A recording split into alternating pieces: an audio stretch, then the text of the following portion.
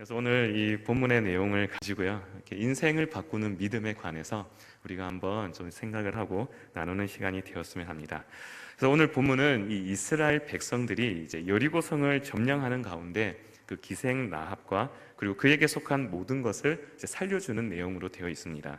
그러니까 이제 기생 라합의 이야기라고 하면 이제 저와 여러분에게 또 많이 이제 익히 알려진 이야기이기도 하고, 또한 그 이야기가 많은 믿음의 도전을 주는 또 그러한 내용이기도 합니다. 그래서 우리는 먼저 이 기생 라합이라는 인물에 대해서 조금 더 한번 생각해 보기를 원합니다. 그러니까 그가 이제 어떤 사람인가에 대해서 한번 더 생각해 보자라는 것이죠. 그래서 이 라합의 이 직업은 좀 안타깝지만 이 기생이라는 직업을 가지고 있습니다. 그러니까 오늘날로 말하자면 언어가 좀 그렇지만 이 창녀라고 하는 그러한 일을 하고 있죠. 그래서 그 어느 것 하나 이제 내세울 것이 없는, 그러니까 또 사람들로부터 그렇게 떳떳할 수가 없는 이제 그러한 일을 직업으로 삼은 사람이 바로 이 라합이라는 여자입니다. 또 물론 이 직업이라는 것이 이제 오늘날만 그런 것이 아니라 당시 이 여호수아 시대에서도 참 인정받기 어려운 이제 그러한 일이라는 것이죠. 그런데 그런 그가 어떻게 이 구원을 받았는가 하는 문제입니다. 그러니까 여리고성이 무너질 때, 그래서 이스라엘의 그 칼날 앞에 모두가 죽어가는 그 가운데 구원을 받은 사람이 있는데 그가 이 라합이라는 것이죠. 그래서 라합이 이렇게 구원을 얻게 된 것은 이제 이 여호수아 2장에서 이 나타난 라합의 이 행동에 의한 결과라는 겁니다. 그래서 그 행동이 뭐냐라고 보니까 여호수아 2장 6절에 그가 이미 그들을 이끌고 지붕에 올라가서 그 지붕에 버려놓은 3대에 숨겼더라라는 내용이죠. 그러니까 여리고성을 정탐하러 온 정탐꾼들을 이 기생 라합이 숨겨준 내용입니다. 그러니까 우리는 이제 이러한 내용들을 볼 때 우리가 성경을 보면서 이제 몇 절이 안 되니까요, 이렇게 짧으니까 이제 이 상황이 어떠했는지에 대해서 그러니까 쉽게 생각하고 넘어가는 게 좀 많죠. 그래서 빨리 또 다음 내용이 궁금하기도 하고 또 그리 중요하지 않은 내용처럼 이제 생각되기 때문에 이제 그냥 이렇게 좀 쉽게 넘어갈 만한 내용이기도 합니다. 그런데 좀 가만히 잘 생각해 보면 이 라합이 어떻게 이 정탐꾼들을 이 숨겨주고자 하는 그러한 마음을 그가 품었으며 또 그 정탐꾼들은 어떻게 이 라합을 믿었냐 하는 문제가 좀 생기게 되는 것이죠. 그러니까 오늘날도 마찬가지입니다. 이 사람을 믿는 것이 가장 어려운 일이라는 생각이 듭니다. 이 처음 본 관계잖아요, 두 사람 다. 물론 이 정탐꾼 2명과 라합이지만 이 두 그룹이 그러니까 처음 본 관계라는 거예요. 그러니까 처음 만났고 거기에다가 라합은 기생이라는 직업을 가지고 있고, 그러니까 그 무엇 하나 믿을 만한 구석이 없는 사람이 이 라합이죠. 그 당시에 이 죄인으로 취급받던 사람이 라합이라는 겁니다. 근데 정탐꾼들은 또 어떻습니까? 이 라합 입장에서 본다면 여리고성을 공격하러 온 그러한 이스라엘 사람이지 않습니까? 그러니까 도저히 어울리지도 않고 도저히 이 서로 간의 신뢰라고는 찾아볼 수 없는 이 기막힌 관계가 오늘 성경을 보니까 큰 역사를 이루는 일에 쓰임 받았다라는 거예요. 그러니까 잘 모르는 사람을 믿는다라는 것이 얼마나 어려운 일인지 여기 계신 성도님들도 잘 아시리라 믿습니다. 그러니까 아니 또 잘 아는 사람을 우리가 제대로 믿어주는 것도 이것이 쉽지 않다라는 것을 아마 잘 알고 계실 거예요. 사람을 믿어준다라고 할 때, 사람을 믿는다고 할 때는 또 그만한 각오도 필요하다라는 겁니다. 제가 이제 직장 생활을 할 때, 이제 군대에서 이제 후임이었던 동생 한 명과 함께 일을 하게 되었습니다. 그래서 제가 선임이다 보니까, 근데 이제 이 녀석이 이제 얼마나 불쌍했던지, 신용이 안 좋은 거예요. 신용이 안 좋으니까 자기 이름으로 이렇게 휴대폰 개통도 안 되는 거예요, 그 당시에. 그래서 막 이렇게 같이 일을 해야 되는데 전화 연락도 안 되지, 그러니까 여러 가지 불편함이 있는 겁니다. 그래서 제가 이제 하는 마음 가운데 어떻게 했겠습니까? 이제 그 동생을 아끼는 마음으로 제가 이제 겁도 없이 제 명의로 그 휴대폰을 하나 개통을 해준 거예요. 이런 사람이기도 합니다. 제가 요새는 잘 안 해줍니다. 잘 안 해주는데요. 이제 그때는 이제 그런 거예요. 그래서 물론 이제 그 전화 쓰는 요금은 이제 동생이 내기로 하고 이제 개통해주고 그러한 모든 것들을 제가 이제 제 명의를 이렇게 들어서 해준 거죠. 그래서 그 동생이 처음엔 너무나 이제 고마워하더라고요. 자기도 이제 전화기가 생긴 거니까. 이제 그런데 말이죠. 이 사람은 참 믿을 게 못 되는 것 같습니다. 한 3개월 정도 지났는데요. 이 녀석이 갑자기 출근을 안 하는 겁니다. 이게 막 연락도 안 되고 전화를 아예 꺼놓는 거예요. 그냥 진짜 말 그대로 잠수를 타버리는 거예요. 야, 정말 그 마음이 쉽지가 않더랍니다. 그러니까 회사가 난리가 난 건 말할 필요도 없고요. 그러니까 문자를 보내도 답이 없고 또 전화도 안 되고 그냥 진짜 잠수를 타버리니까 얼마나 답답했겠어요. 걔를 또 이렇게 제가 잘 알다 보니까 그 모든 책임이 또 이 비난의 화살이 이 저에게로 또 오는 거 아닙니까? 그래서 이제 그런 상황 가운데 또 얼마나 또 기가 막힌 일이 나왔냐면요. 세상에 이 녀석이 얼마나 전화를 많이 했는지 그 한 달에 휴대폰 요금이 100만 원이 넘게 나온 거예요. 지금도 100만 원 하면 이렇게 놀라시잖아요. 근데 이제 그게 벌써 10년 전 이야기입니다. 10년 전이니까 그 당시 100만 원이면 그냥 이렇게 뒷골이 파한 게 이제 배신당한 것도 그런데 돈까지 영수증이 청구가 되니까 얼마나 이 속에서 힘들던지요. 그러니까 그 이후에 진짜 사람을 믿는다라는 게 참 어려운 일이다라는 거예요. 왜냐하면 이제 제가 믿어준 만큼 그 사람도 나를 믿어주면 얼마나 행복하겠습니까? 근데 좀 그런 세대가 아니라는 생각들을 참 많이 하게 되는 거죠. 물론 그렇다고 해서 우리 교회 안에서 서로를 믿지 말라는 얘기를 하는 건 아닙니다. 물론 주 안에서 우리가 서로 잘 믿어주고 신앙 가운데 서로가 잘 인정해주고 하는 게 필요하죠. 근데 저도 이제 사회생활을 하면서 이 사람들과의 관계 속에서 이렇게 믿어주는 것에 대해서 이런 어려움을 한번 경험해 봤다는 것을 지금 제가 이렇게 말씀드리는 거예요. 이제 물론 제가 이제 저의 경우를 말씀드렸지만 우리가 이렇게 잘 아는 사람을 제대로 믿는 것도 어려운데 오늘 본문에서 나타난 이 정탐꾼 그리고 이 기생이라는 이러한 관계 속에서 도대체 어떻게 서로가 믿어줄 수 있었냐라는 거예요. 그러니까 도저히 믿을 수 없는 관계이지 않습니까? 그러니까 라합이 그들을 숨겨주었지만 만약에 이 라합이 말 한마디만이라도 잘못하고 잘못 전달했더라면 이 정탐꾼들은 꼼짝없이 그 여리고성 군인들에게 잡힐 수밖에 없는 상황이죠.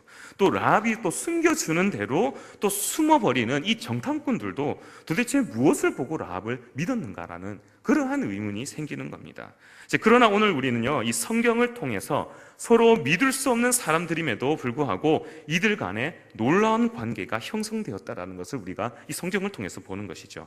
그래서 여호수아 2장 10절에서 11절을 한번 보시면 10절에 이렇게 되어 있습니다. 이는 너희가 애굽에서 나올 때에 여호와께서 너희 앞에서 홍해물을 마르게 하신 일과 너희가 요단 저쪽에 있는 아모리 사람의 두 왕 시혼과 옥에게 행한 일 곧 그들을 전멸시킨 일을 우리가 들었음이니라.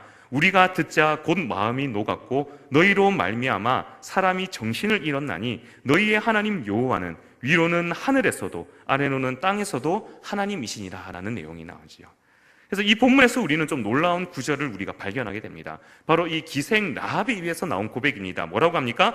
너희의 하나님 여호와는 위로는 하늘에서도 아래로는 땅에서도 하나님이시다라는 거예요. 이 고백이 어떻게 해서 이 라합 입에서 나올 수 있었냐라는 거예요. 그러니까 하나님을 알지도 못하는 그녀가 어떻게 그 우리의 모든 창조도 되시고 이 온 우주 만물을 주관하시는 그 하나님을 인정하고 그 하나님을 알아보는 그 믿음의 고백을 할 수 있었냐라는 겁니다. 그러니까 우리가 이제 알 수 있는 것은요, 이제 우리 한 가지 우리가 기대하고 알 수 있는 것은 바로 이 라합이 정탐꾼을 믿은 것이 아니라 바로 그 정탐꾼의 하나님, 그러니까 이스라엘의 하나님을 이 라합이 믿었다라는 그 사실이라는 거예요. 이것이 참으로 놀라운 일이라는 겁니다. 그러니까 여리고성 사람들은요, 이스라엘 하나님에 대한 소식을 들었을 때에 그들은 이미 마음이 녹고 정신을 잃을 정도의 그 두려움에 빠졌다라는 거예요.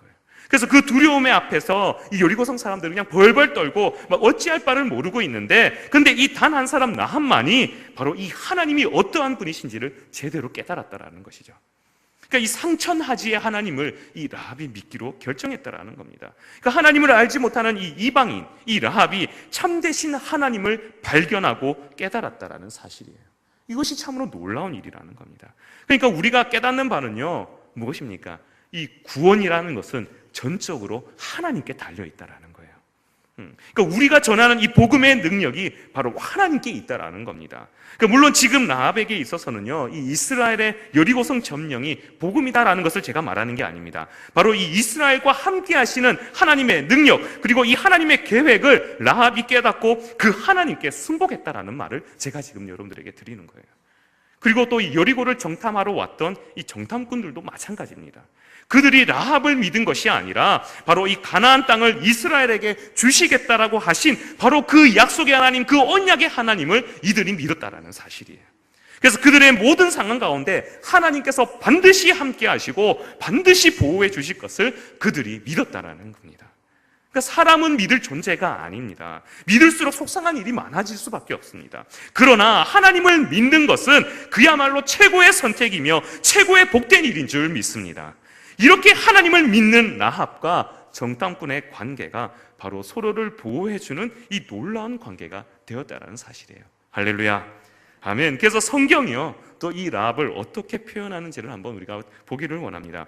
야고보서 2장 25절에 이렇게 말을 합니다. 또 이와 같이 기생 라합이 사자들을 접대하여 다른 길로 나가게 할 때에 행함으로 의롭다 하심을 받은 것이 아니냐라는 구절이 나와요. 그러니까 지금 이 라합의 행동, 이 라합이 하는 일이 하나님 앞에서 의롭게 여김을 받았다라는 거예요. 물론 우리는 여기에서 이 라합의 행동이 도덕적으로 옳으냐 틀리냐에 관해서 이제 관심을 두기보다는 뭡니까? 이 라합이 정탐꾼들을 숨겨졌던 이 행동이, 그 마음이 하나님 앞에서 의롭게 여김을 받았다라는 사실이에요. 그러니까 아무리 이방인이라고 하더라도, 아무리 죄인이라고 하더라도 하나님 앞에서 의롭게 받을 수 있다라는 사실입니다. 할렐루야. 그러니까 어떠한 죄인이라도요, 하나님 앞에서 의로울 수 있다라는 겁니다. 그러니까 우리는 사실 이 라합을 보면서 참 불쌍한 인생이라고 생각합니다. 그렇죠? 그러니까 당시에 죄인으로 불렸던 인생이죠. 그리고 또 그의 삶도 이 여자로서는 너무나도 비참한 모습이지 않습니까? 그러나 이러한 라합의 모습은 사실 저와 여러분과 별반 다르지 않다라는 거예요. 에베소서 2장 3절에 전에는 우리도 다 그 가운데서 우리 육체의 욕심을 따라 지내며 육체와 마음에 원하는 것을 하여 다른 이들과 같이 본질상 진노의 자녀이었더니라는 성경 구절입니다.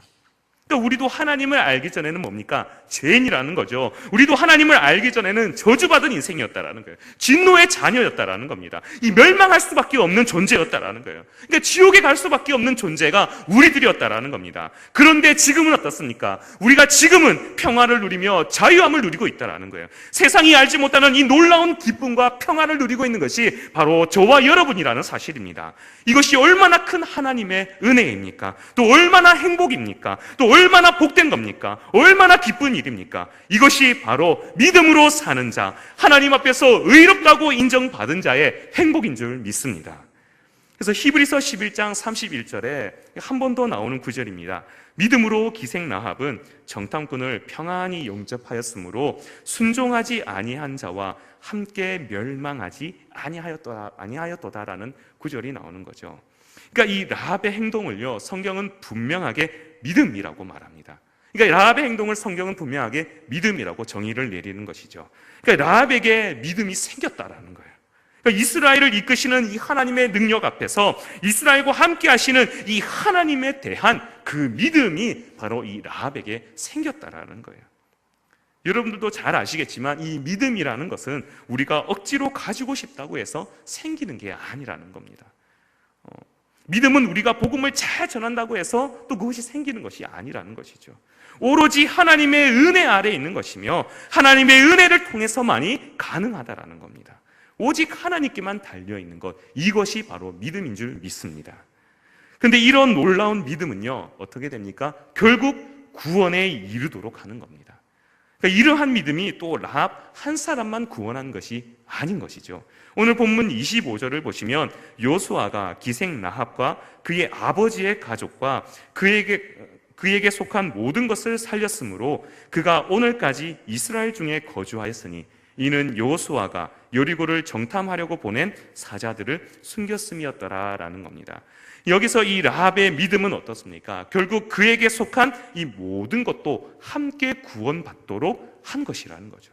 그러니까 이것이 우리의 신앙생활에 있어서 믿음으로 행하는 것이 얼마나 복되며 중요한 것인지를 깨닫게 하는 겁니다. 그러니까 이 믿음은 나를 살릴 뿐만이 아니라 바로 나에게 속한 것들까지도 살리기 때문이라는 겁니다.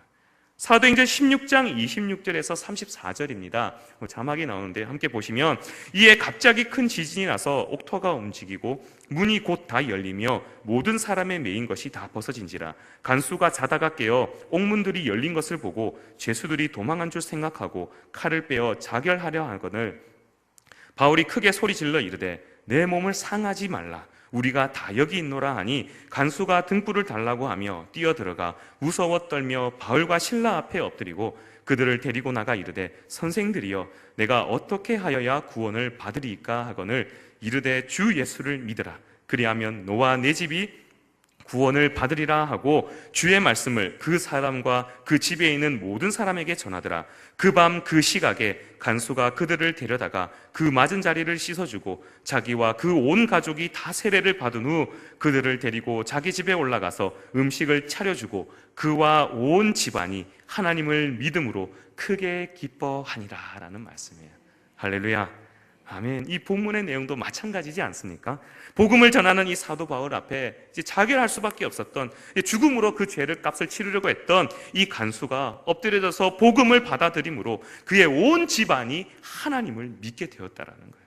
이것이 바로 믿음의 결과이지 않습니까? 복음의 능력은 바로 이러한 믿음에서 나오는 줄 믿습니다. 그러니까 이러한 믿음만이 바로 우리와 우리에게 속한 자들을 구원에 이르게 하는 줄 믿습니다.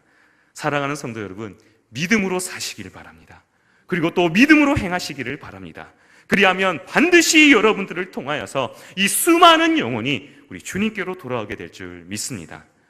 우리는요, 여기서 또 한 가지를 좀 더 주목해 보고자 합니다. 우리는 신앙생활을 하면서 늘 하는 얘기가 있죠. 그러니까 내가 어떻게 구원을 받았는가, 내가 어떻게 해서 지금까지 오게 되었는가에 대한 것입니다. 이거 얼마나 아름다운 고백인지 모릅니다. 그러니까 나의 인생에 역사하셨던 그 하나님을 자랑하는 것이고, 또 나의 삶에서 놀랍도록 역사하신 그 하나님을 기억하는 것이기 때문에 그렇죠. 그러나 우리는 여기서 이제 한 걸음 더 나아갈 수 있어야 됩니다. 그러니까 과거의 기억에만 의존하여서 지금의 모습을 제대로 돌아보지 않는다면 우리는 뭡니까? 이 믿음으로 구원받은 자의 참된 기쁨을 이제 깨닫지 못하게 될 것이라는 거죠. 본문 25절에 정말 기막힌 구절이 하나 이어져 나옵니다. 뭐냐면 그가 오늘까지 이스라엘 중에 하였으니라는 구절입니다. 그러니까 그가 오늘까지 이스라엘 중에 거주하였으니라는 구절이에요. 그러니까 오늘까지가 언제인지는 분명하지는 않지만, 그러나 이 여호수아서가 쓰이는 그때까지 이 라합의 집안이 이스라엘 중에 거주하였다라는 거예요. 이 라합은 이방인이지 않습니까? 또 라합은 그 당시 사람들로부터 이 비방을 받기에 부족함이 없는 그러한 인생이었다는 거예요.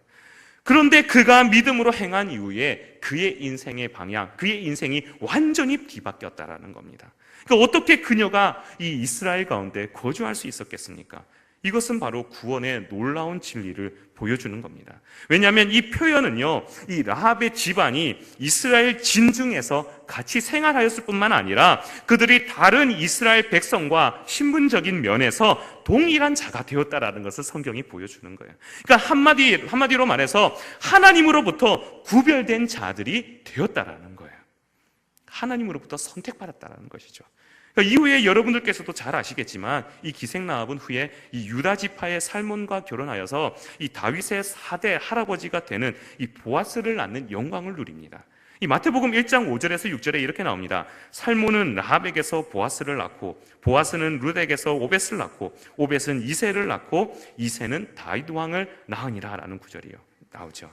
그러니까 이 기생이었던 이 라합은 살몬과 결혼해서 보아스를 낳았다는 이야기입니다. 그러니까 이것이 얼마나 놀라운 일입니까? 잘 생각해 보세요. 그러니까 완전한 인생 역전이지 않냐라는 겁니다. 기생이라면 기생으로서 그 슬픈 인생을 살아갈 수밖에 없었던 그녀가 이 결혼을 기대할 수 있었겠습니까? 그의 인생에 어떤 한 남자와 결혼해서 가정을 이루는 그 꿈을 그가 꾸었겠냐 이 말이에요. 소망이 없지 않겠습니까? 또 거기에다가 어떤 자녀를 놓는 그 자녀에 대한 기대가 이 라합에게 과연 있었겠냐라는 겁니다. 아무런 소망도 그리고 아무런 기대도 없던 그 인생이 라합의 인생이지 아니었냐라는 겁니다. 그러나 이런 여인이 믿음으로 하나님 앞에서 의롭다 인정을 받으니까 그의 인생이 완전히 달라지는 거예요. 이 라합이 결혼한 이 살몬을 한번 가만히 생각해 보면요, 그도 보통 사람이 아니라는 거죠. 그러니까 분명히 그는 이 이스라엘에서 땅을 소유한 부유한 자라는 거예요. 이제 룻기 2장 1절에 보면 이렇게 나오죠. 나오미의 남편 엘리멜렉의 친족으로 유력한 자가 있으니 그의 이름은 보아스더라 라는 내용입니다. 그러니까 여기서 이 유력한 자다라는 것은 강하고 위대한 자라는 뜻이 있는데요, 이것을 조금 더 풀어 쓰자면 이렇게 됩니다. 그러니까 덕망이 있고 부유하고 그리고 사회적으로 칭송과 신뢰를 받는 자라는 거예요. 이것이 보아스를 가리키는 말인데, 이 보아스가 유력한 자라는 것은 당시 이스라엘 사람들에게 있어서는요, 그 집안이 유력한 것과 같은 말이 되는 거예요. 그러니까 그 조상으로부터 땅을 분려받는 것이 이스라엘 민족이기 때문에 보아스가 유력하다라는 말은 결국에는 그의 아버지의, 그의 조상의 그 집안이 유력한 집안이라는 얘기가 되는 것이죠. 그러니까 이 보아스의 아버지가 누굽니까? 바로 이 라합과 결혼한 살몬이라는 거예요. 그러니까 여리고성의 기생이었던, 참으로 이 비참한 인생을 살았던 이 라합이 믿음으로 행하였더니 이스라엘의 유력한 자와 결혼하게 되었다라는 겁니다. 물론 이것을 결과론적으로만 지금 제가 말하고자 하는 바가 아니에요. 이 분명한 하나님의 은혜요, 하나님의 축복이다라는 것을 제가 지금 여러분들에게 말씀드리는 거예요. 그러니까 우리는 단순하게 구원받은 라합만 생각하지 않습니까? 그리고 그의 믿음이 참 대단하다라고만 우리가 생각을 하는 것이죠. 그러나 그의 믿음을 통해서 그의 인생이 어떻게 되었는가에 대해서 우리가 좀 더 생각해 보자라는 겁니다. 이 룻기 4장 16절에서 17절을 보시면 이렇게 내용이 나옵니다. 나오미가 아기를 받아 품에 품고 그의 양육자가 되니 그의 이웃 여인들이 그에게 이름을 지어주되 나오미에게 아들이 태어났다 하여 그의 이름을 오벳이라 하였는데 그는 다윗의 아버지인 이새의 아버지였더라라는 내용입니다. 그러니까 나오미에게 아들이 태어났다고 해서 그 이름을 이웃 여인들이 지금 지어주는데요, 오벳이라는 이름을 짓는 것이죠. 그래서 이 오벳을 향하여서 이웃 여인들이 지금 뭐라고 하냐면 너의 생명의 회복자, 그리고 너의 노년의 복량자다라는 이러한 별명까지도 지어주는 것이죠. 우리나라를 보시면 우리나라는 이 촌수를 이렇게 정확히 하는 것을 굉장히 좋아하지 않습니까? 그렇게 한번 생각해 보시죠. 이 오벳과 나오미의 촌수가 어떻게 되냐라는 거예요. 근데 가만히 생각해보면 이 촌수가 좀 안 맞습니다. 왜 그렇습니까? 왜냐하면 이 나오미의 딸이 룻이 아닙니다. 그죠? 이 나오미의 며느리가 룻이라는 거예요. 그러니까 원래대로라면 이 룻의 아들이 오벳이면 당연히 나오미가 친할머니가 되어야 되는데 이 롯의 남편이 보니까 나오미의 아들이 아니지 않습니까?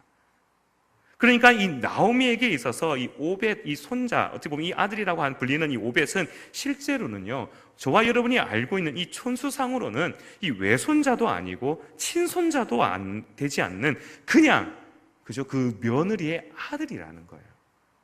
우리나라 촌수상으로 따지면 그렇다라는 겁니다. 그런데 이 룻기에서 말하는 바가 뭡니까? 그러니까 이 노년에, 이 인생의 말년에 아무 소망이 없던 한 여인에 불과했던 나오미가 그 인생의 말년을 얼마나 행복하고 기쁘게 지내고 있냐라는 거죠. 하나님께로 돌아오면, 하나님께로 돌이키면 그 불쌍한 인생이라고 하더라도 그 인생이 하나님께서 베푸시는 축복으로 풍성한 인생이 된다라는 것을 지금 성경이 보여주고 있는 거 아니라는 겁니다. 그러니까 내 생명의 회복자이며 내 노년의 복량자다라는 이 놀라운 복을 지금 이 나오미가 누리고 있다라는 거예요. 그러니까 이렇게 생각하면 또 어디 나오미만 그렇습니까? 이 라합은 어떻습니까? 라합은 바로 이 오벳의 친할머니라는 거예요. 그러니까 나오미만 그 풍성함을 누리는 것이 아니라는 얘기죠. 이 라합도 이 나오미가 누리는 그 풍성함 그 이상을 누리고 있다라는 겁니다. 특히 한 집안에 아이가 태어나면 어때요? 이 처가쪽 어디 한쪽만 기뻐하지 않습니다. 그러니까 양쪽 집안 모두가 기뻐하죠. 저도 이제 아들들을 낳아 보니까요, 이 아이가 태어나니까 양쪽 집안에, 양가 집안에 완전히 축제더라는 거예요. 얼마나 자주 찾아오시는지. 자꾸 오라고 하시는 거예요. 자꾸 얼굴 좀 보자, 데리고 와라, 뭐 정신없이 부르시더라는 거예요. 근데 이게 뭐 저희 어머니만 그러시느냐? 아니요, 저희 장모님도 막 전화가 오는 거예요. 그리고 요새는 얼마나 좋습니까? 영상 통화 되니까 계속 좀 보여달라, 영상 통화하자 하고, 이 서방 바로 바꿔 이러면서 바로 막 이렇게 손주 얼굴 보여주기 원하시고요. 그러니까 이렇게 뭡니까? 이 일들로 인해서 바로 이 복을요, 이러한 놀라운 복을 기생이었던 이 라합이 누리고 있다라는 거예요. 얼마나 큰 회복이고 얼마나 큰 하나님의 축복입니까? 바로 이 믿음으로 행한 인생이 이렇게 아름다운 결말을 만들어가고 있다라는 것을 오늘 성경이 보여주는 겁니다. 또 우리가 마지막으로 한 가지만 더 이 놀라운 사실을 한 번 더 좀 보겠는데요, 이 성경이 라합에 대해서 다르게 기록하고 있는 부분이 하나 나옵니다. 아까 이제 찾아봤던 이 마태복음 1장 5절을 한 번 더 보시면 이렇게 나옵니다. 살몬은 라합에게서 보아스를 낳고 보아스는 룻에게서 오벳을 낳고 오벳은 이새를 낳고라는 내용인데요. 근데 여기서 우리가 한 가지 딱 눈에 들어오는 게 있지 않습니까? 이 마태복음 이 성경에서는요, 더 이상 이 라합을 수식하던 기생이라는 단어가 빠졌다라는 거예요. 더 이상 라합에 대해서 기생이라는 표현을 이 마태복음에서는 사용하지 않는다라는 겁니다. 왜 그렇습니까?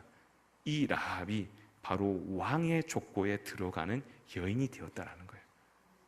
이 왕의 족보에는 더 이상 이 기생이라는 의미가 필요 없다라는 것이죠. 그러니까 하나님을 만나기 이전엔 기생이었을지 몰라도 이제는 기생이 아니라는 겁니다. 완전히 달라졌다라는 것을 보여주는 것이죠. 이방이었던 라합이 이제는 다윗 왕가의 족보에 당당히 들어가는 영광을 누릴 뿐만이 아니라 바로 참된 왕이신 이 예수 그리스도의 족보에도 그 이름이 들어가는 그 엄청난 복을 누리게 되었다라는 것을 오늘 성경이 보여주는 겁니다. 할렐루야. 사랑하는 성도 여러분, 이제 말씀을 제가 이제 맺으려고 합니다. 우리는 이 라합이라는 여성의 이 인생을 통해서 얼마나 놀라운 일이 벌어지는지를 우리가 이렇게 짧은 시간이지만 보았어요.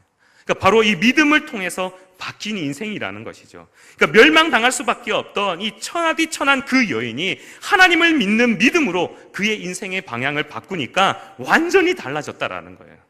그러니까 이전에는 죄인이요 버림받을 수밖에 없던 인생이었다면 이제는 하나님의 사랑을 받는 인생이요 하나님의 축복을 받는 인생이 되었다라는 겁니다. 성경은 분명히 이러한 사실을 믿음의 근거에서 말한다라는 거죠. 이러한 모든 것이 하나님께서 베푸신 은혜와 그 은혜를 누리는 자의 믿음으로 인해 이런 놀라운 일들이 그의 인생 가운데 펼쳐진다라는 겁니다. 라합을 통해서 분명하게 성경은 말합니다. 믿음으로 살아가라는 거예요.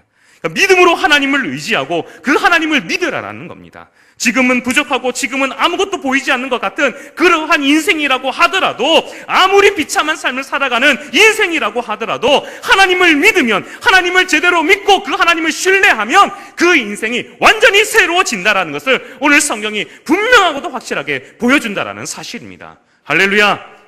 그러니까 누구든지 그리스도 안에 있으면 새로운 피조물이라 이전 것은 지나갔으니 보라 새 것이 되었도다라는 이 고린도서 5장 17절의 말씀이 바로 지금도 동일하게 이 시대에도 여전히 임하는, 응하는 그러한 시대가 되는 줄 믿습니다.